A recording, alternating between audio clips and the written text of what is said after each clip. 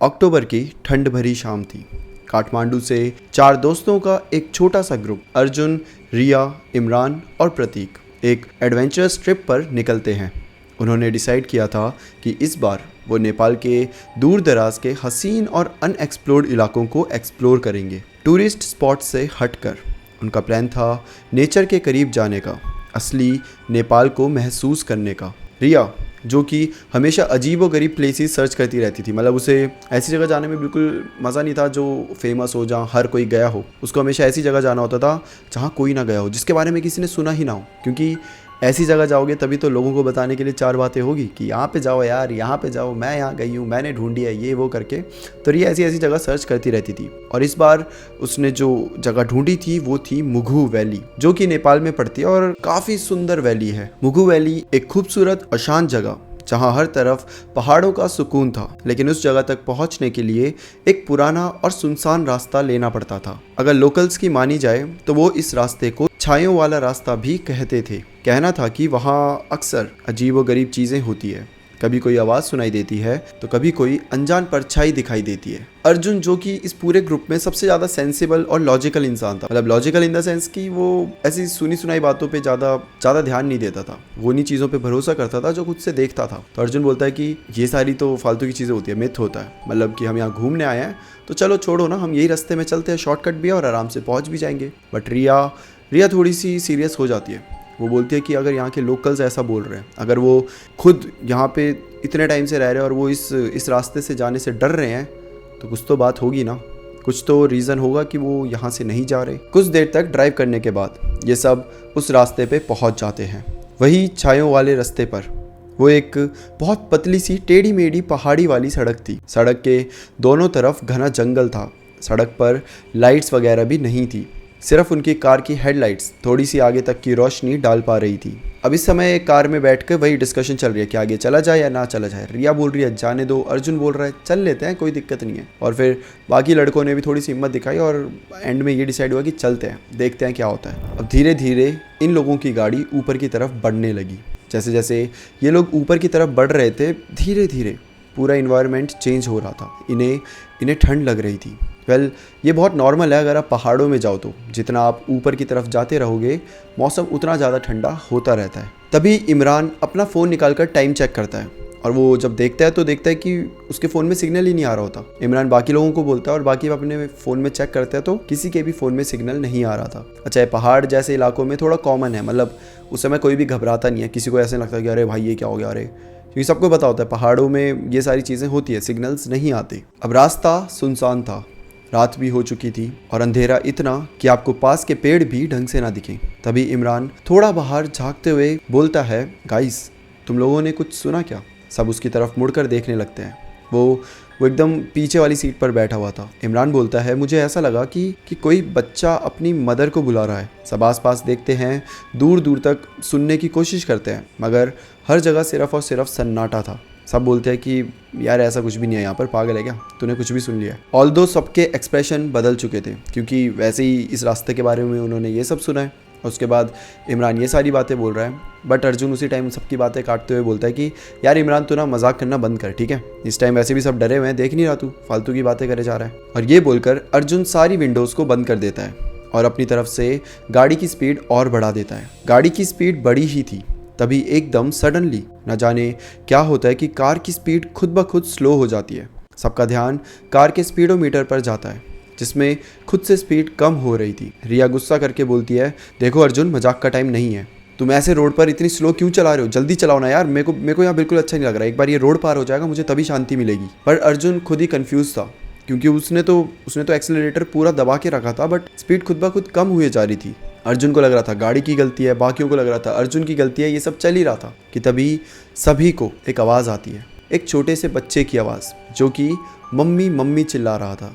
इस बार ये आवाज़ सबको काफ़ी साफ सुनाई दी थी और एकदम क्लियर, जैसे किसी ने बगल में ही आकर बोला हो। ये सुनते ही अर्जुन एकदम से गाड़ी पे ब्रेक लगा देता है। कार पे एकदम पिन ड्रॉप साइलेंस था, सबको बस एक दूसरे की सांस लेने की आवाज़ें आ रही थी। तभी प्रतीक बोलता है कि भाई यार शायद हमने यहाँ आकर गलती कर दी है। अर्जुन दोबारा कार स्टार्ट करने का कोशिश करता है। पहले तो 1-2 बार कार स्टार्ट नहीं होती, पर तीसरी बार में कार स्टार्ट हो जाती है। कार स्टार्ट होते ही अर्जुन भी गाड़ी भगाता है। आगे चल के रोड थोड़ा सा खुल जाता है, लेकिन वहाँ पर एक बोर्ड पड़ा होता है, एक बोर्ड जिसमें कुछ चीज़ें लिखी थी। उसका पेंट पूरी तरीके से धुल चुका था और मतलब जो वर्ड्स थे वो भी इतने क्लियर नहीं पढ़ने में आ रहे थे, और जो वर्ड्स थे वो नेपाली भाषा में लिखे थे। मतलब रिया जो थी वो उसको थोड़ा बहुत पढ़ पा रही थी। अब रिया क्या करती है कि टॉर्च की रोशनी को बोर्ड पर डालती है और थोड़ा झुककर ध्यान से पढ़ने लगती है। वो पढ़ती है कि बोर्ड में लिखा होता है, रात में यहाँ रुकना मना है, आगे सांझनी की छाया रहती है। अर्जुन कन्फ्यूज़न में पूछता है कि सांझनी।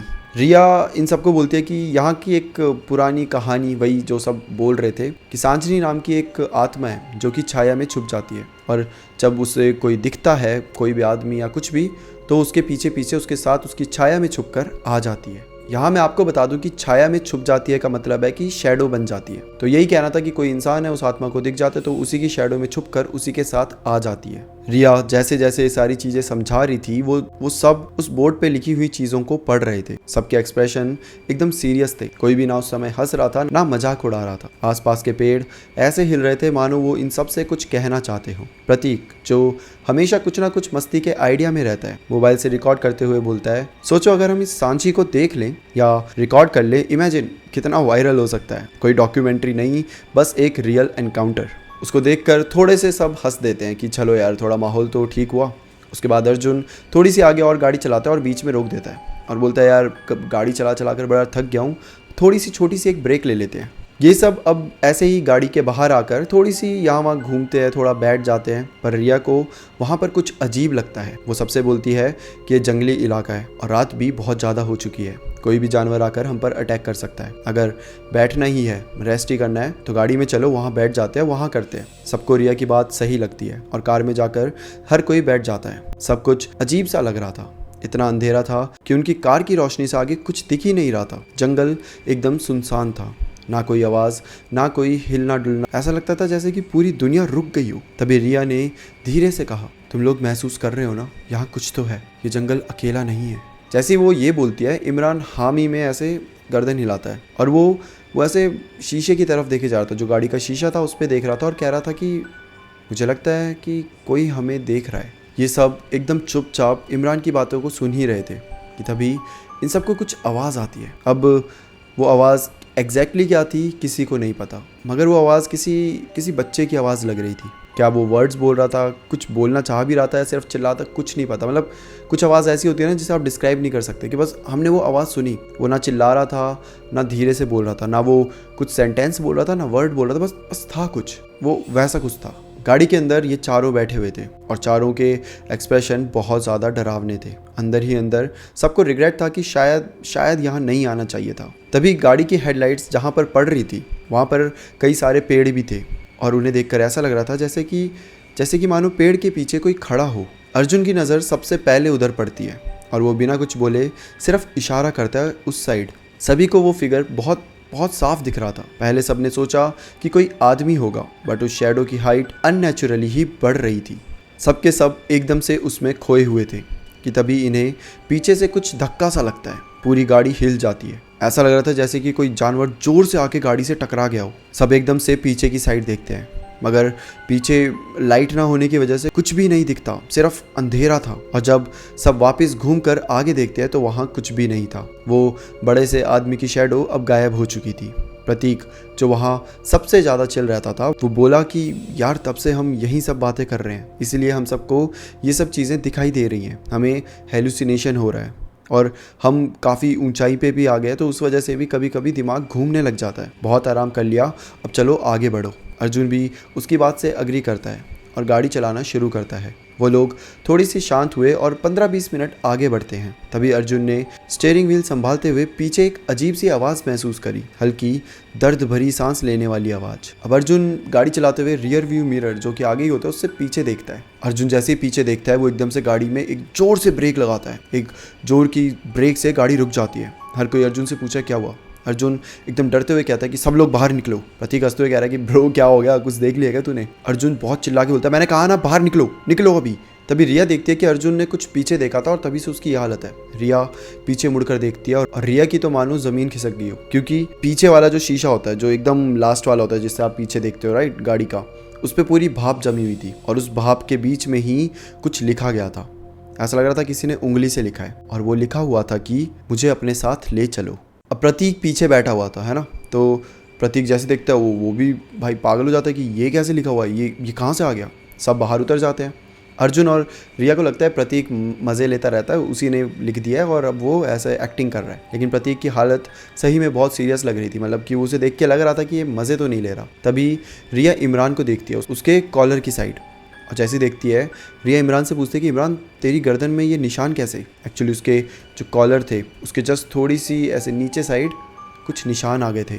इमरान काफ़ी कन्फ्यूज़न में बोलता है कि मुझे नहीं पता यार ये निशान कहाँ से आ गए। उसकी गर्दन में एक स्क्रैच आया हुआ था। स्क्रैच बिल्कुल सीधा था, ना ज़्यादा गहरा ना ज़्यादा हल्का। अर्जुन आगे बढ़कर देखता है और बोलता है कि इमरान तुम्हें दर्द नहीं हो रहा क्या। इमरान ने ना में सर हिलाया, और सब बड़े कन्फ्यूज़न में सोचते हैं कि अगर हल्की सी भी स्क्रैच आती है तो इंसान को पता चल जाता है, बट इतना गहरा स्क्रैच आना और इमरान को पता तक ना चलना, ये बड़ी अजीब बात है। अर्जुन आगे बोलता है कि गाइस यहाँ कुछ तो ठीक नहीं है, अब हम रुकेंगे नहीं, चाहे कुछ भी हो जाए हम जल्दी जल्दी कार में बैठकर सीधा निकलते हैं। कुछ ही दूरी पे उन्हें एक छोटा सा पुराना चेक पोस्ट मिलता है। ये लोग जाकर देखते हैं इस उम्मीद में कि शायद उन्हें वहाँ कोई मदद के लिए मिल जाए, पर उस चेक पोस्ट की हालत बहुत ख़राब थी। पेंट उतर चुका था, चेक पोस्ट भी काफ़ी टूटा पड़ा था, दरवाज़ा लटक रहा था और छत का एक कोना तो ऑलमोस्ट गिरने ही वाला था। ये लोग थोड़ा अंदर आए तो उसमें स्मेल आ रही थी, बड़ी अजीब सी स्मेल, जिससे इन सबको ये पता चल जाता कि चेक पोस्ट भाई यहाँ कोई नहीं आता, ये काफ़ी समय से खाली पड़ा हुआ है। स्टिल ये लोग उस चेक पोस्ट के अंदर चले जाते हैं क्योंकि अर्जुन की हालत पता नहीं क्यों बट वीक हो रही थी, मतलब उसे फील हो रहा था कि उसकी एनर्जी ना बहुत लो हो रही है, और वो कह रहा था यार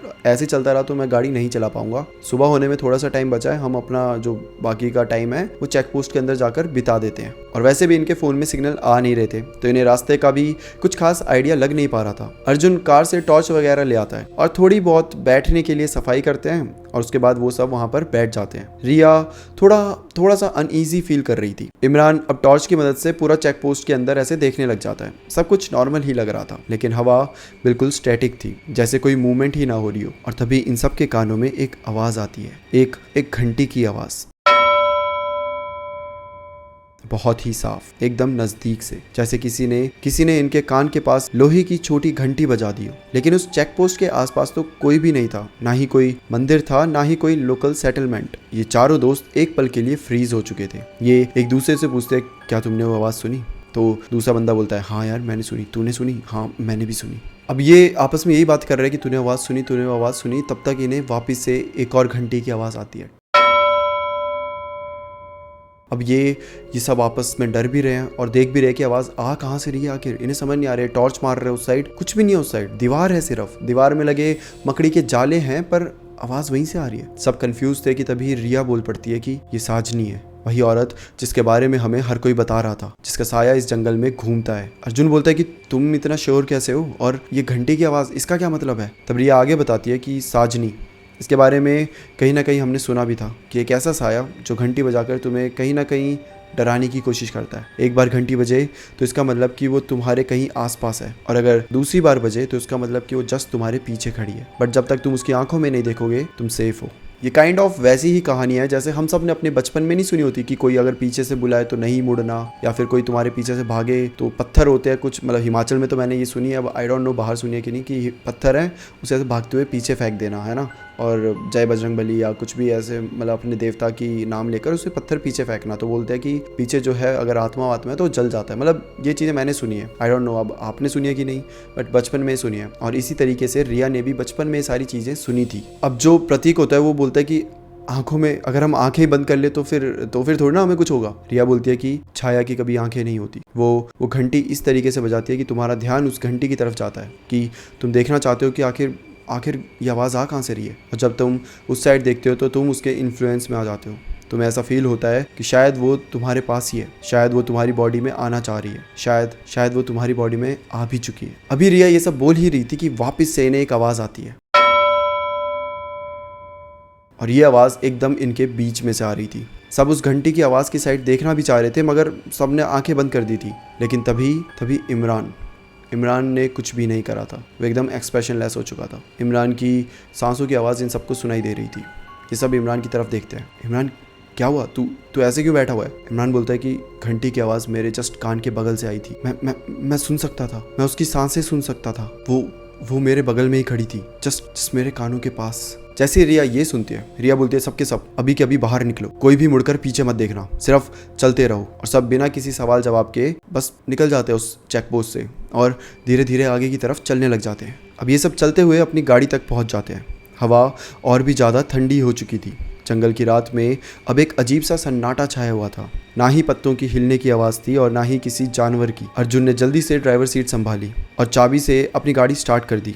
इंजन ने एक बार साउंड दिया लेकिन स्टार्ट नहीं हुआ। अर्जुन ने फिर ट्राई किया और तभी इमरान ने हाथ से इशारा करा, गाइस वो देखो। सब उसी साइड देखने लग जाते हैं जहां इमरान ने इशारा करा हुआ था। इमरान ने जस्ट उसके सामने इशारा करा था और सामने एक और गाड़ी खड़ी थी। अभी तक इस पूरे जंगल में कोई भी नहीं था, अब इनके सामने एक गाड़ी खड़ी थी और ये गाड़ी बिल्कुल हूबहू वही गाड़ी थी जिसके अंदर ये सब बैठे हुए थे। Same brand, same model, same colour, हूबहू वही गाड़ी। सब बहुत ज्यादा डरे हुए थे, किसी को समझ नहीं आ रहा था कि चल क्या रहा है कि तभी इन्हें फिर से आवाज आती है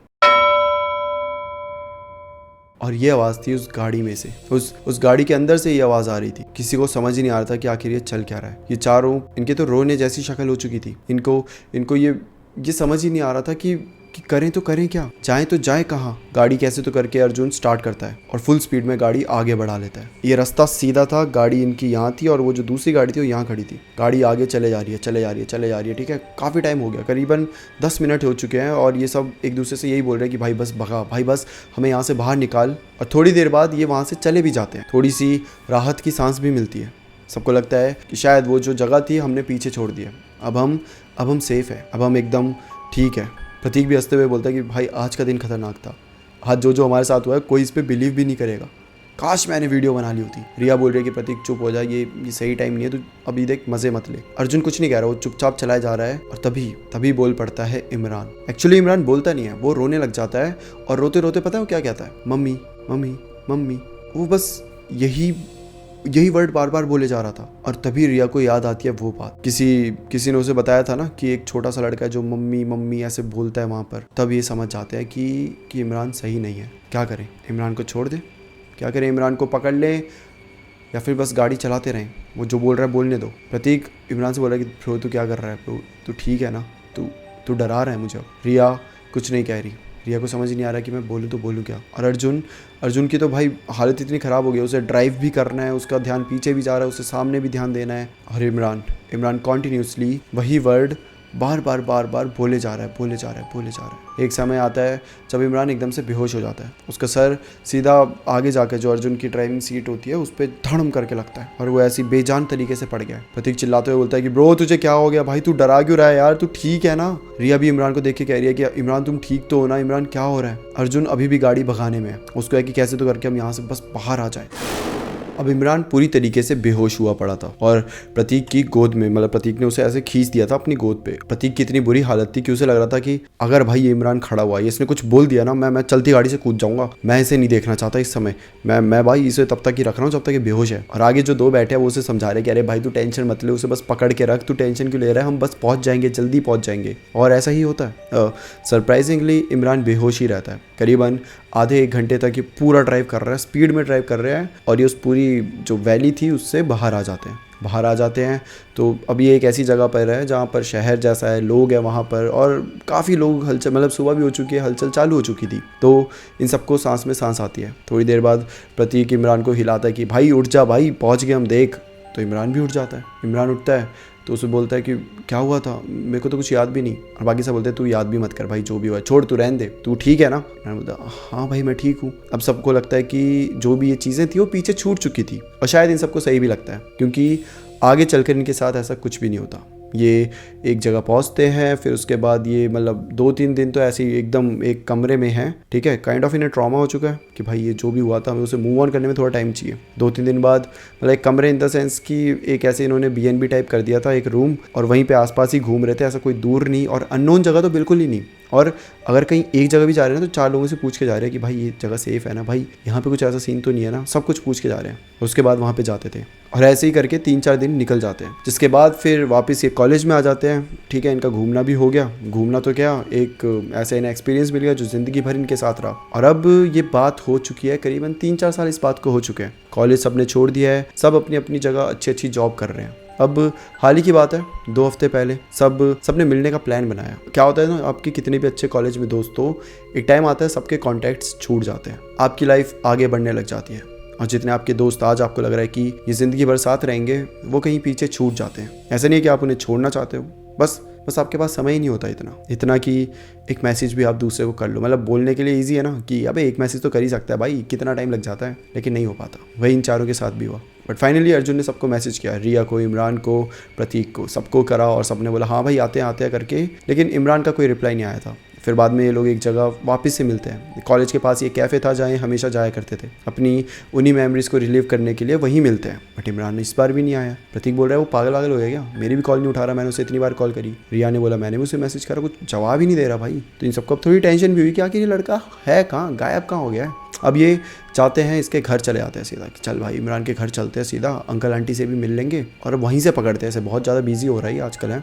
चाहते हैं सीधा घर के बाहर। अब घर के बाहर जाकर खड़े हो जाते हैं, घंटी बजाते हैं। आंटी जी आती है। आंटी काफ़ी टेंशन में लग रही थी। इन तीनों को देखकर वो बोलती है अरे बेटा आप लोग। वो तीनों अंदर आते हैं और आंटी से पूछते हैं आंटी जी कैसे हो आप, इतने टाइम के बाद मिल रहे हो, सही तो हो। ये वो मतलब वो काफ़ी फन टाइप के मूड में थे, बट आंटी काफ़ी सीरियस थी। आंटी मतलब दिखाना नहीं चाह रही, ऐसा लग रहा है कि क्या, लेकिन ना वो हंस भी रही है, लेकिन उनकी हंसी जैसी लगी नहीं रही। टाइम बाद रिया बोलती है कि आंटी जी सब ठीक है ना, मतलब हम आपको डिस्टर्ब तो नहीं कर रहे, कुछ हुआ है क्या। तब आंटी रोते हुए इन्हें इमरान के बारे में बताती है। वो बताती है कि इस समय इमरान इनके साथ नहीं रहता। तो ये बोलते हैं कि फिर वो कहाँ रहता है। और आंटी बताती है कि इस समय वो नशा मुक्ति केंद्र में, रिहेबिलिटेशन सेंटर, जहाँ पर आपके नशे आपसे छुड़ाए जाते हैं। और ये सब एकदम हैरान कि इमरान जैसा लड़का ये सब कैसे कर सकता है। मतलब कि वो सबसे शरीफ था हमारे ग्रुप में, और हम अपने सपने में भी नहीं सोच सकते कि वो ऐसा कर सकता है। हुआ क्या उसको। तो आंटी बताती है कि पता नहीं, आजकल जब देखो नशे करते रहता है, दारू पीता रहता है और सिगरेट पीता रहेगा, कुछ बड़बड़ाता रहेगा खुद से ही, बहुत अजीब हो गया है वो। और ये सब स्टार्ट हुआ था उस दिन से जब वो घंटी बजाना शुरू करता है। ये तीनों बोलते हैं कि 1 मिनट आंटी, घंटी बजाना मतलब। तो आंटी बताती है कि करीबन आज से 1 महीने पहले अचानक से ही रात को इमरान घंटी बजाना चालू कर देता था। सब जाते थे, बोलते थे कि क्या हो गया, इतनी रात को पागल हो रहा है, तू क्या कर रहा है। तो इमरान कुछ नहीं बोलता था, रख देता था, सो जाता था। अगले दिन फिर से सेम चीज़ करता। तीसरे दिन फिर से 1 हफ्ता लगातार उसने चीज़ें करी। घर वाले परेशान आ गए कि ये पागल हो गया क्या, आधी रात को ये सब कौन करता है। और कुछ जवाब भी नहीं देता कि मैं इसलिए कर रहा हूँ, मैं ये करना चाह रहा हूँ, मेरे दिमाग में ये चल रहा है, कुछ नहीं। बस आके लोग उसे बोलेंगे कि तू पागल है क्या, क्यों कर रहा है सब, सो जा चुपचाप।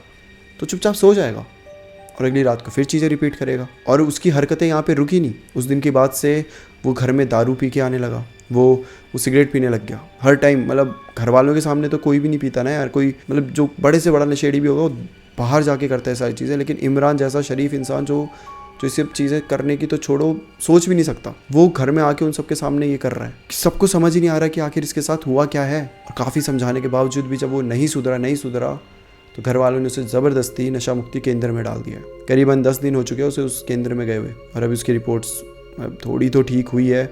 बट वो बोलते हैं कि वहाँ पे जब उसे नशा नहीं मिलता, वो कुछ बेल नहीं मिलती बजाने के लिए, तो रात को चिल्लाने लग जाता है। और चिल्लाते हुए सिर्फ मम्मी मम्मी यही बोलता रहता है। आंटी को लग रहा था कि इमरान उनको पुकार रहा है, बट जो सामने 3 लोग खड़े थे ना, उनको असलियत पता थी। कहीं ना कहीं वो 4-5 साल पुरानी बात उनको अचानक से याद आ चुकी थी। और उन्हें पता था कि वो जो मम्मी मम्मी चिल्ला रहा है वो आंटी के लिए नहीं था, वो किसी और के लिए था। जिसके बाद वो तीनों वहाँ से चले जाते हैं, कुछ बिना बोले ही, बस घबरा कर वहाँ से चले जाते हैं। और आपस में वो कुछ बात भी नहीं करते खास, वो बस शॉक थे। ऐसा लग रहा था जैसे कि वो ट्रॉमा जो 4 दिन में उनके दिमाग से चला गया था, उस समय पर वो वापस आ चुका है। और इस कदर वापस आया कि उनका एक दोस्त इस समय पागल होने के हालात पर है। इमरान के साथ क्या हो रहा है किसी को नहीं पता, बट एक चीज़ जो इन्हें अब पता चल चुकी है वो ये है कि साजनी कभी गई ही नहीं थी। वो इमरान के साथ ही, उसकी परछाई में ही आ चुकी थी, और शायद अभी भी इमरान के साथ ही है। इनफैक्ट शायद नहीं, वो इमरान के ही साथ है। ये कहानी शेयर करी है रिया ने। 1 हफ्ते पहले उसे ये सब रियलाइज़ हुआ है। उसे अभी 1 हफ्ते पहले ही पता चला है कि इमरान इस समय नशा मुक्ति केंद्र में है। रिया को नहीं पता कि अब आगे ये लोग क्या करने वाले हैं। ऑल्दो अब सब अपने अपनी लाइफ में वापस बिजी हो गए, मतलब सबके ऑफिस है, सबके काम है, सबके घर परिवार है। तो सब ये 1 हफ्ते पहले हुआ, इन्होंने 1 दिन बात करी इसको लेकर, और सब अपनी अपनी लाइफ में बिजी हो गए। और अब किसी को नहीं पता कि आगे क्या करेंगे। सो ये थी रिया की कहानी। रिया से ज़्यादा ये थी इमरान की कहानी, जो कि रिया ने हमसे शेयर करी है। Thank you so much Riya for sharing this story with us. और अगर आप सबको भी अपनी स्टोरी मुझसे शेयर करनी है तो नीचे दिए गए हुए मेल पर आकर आप अपनी स्टोरी शेयर कर सकते हैं। That's it for today. फिर मिलते हैं किसी और टॉपिक के साथ। तब तक के लिए bye bye and take care.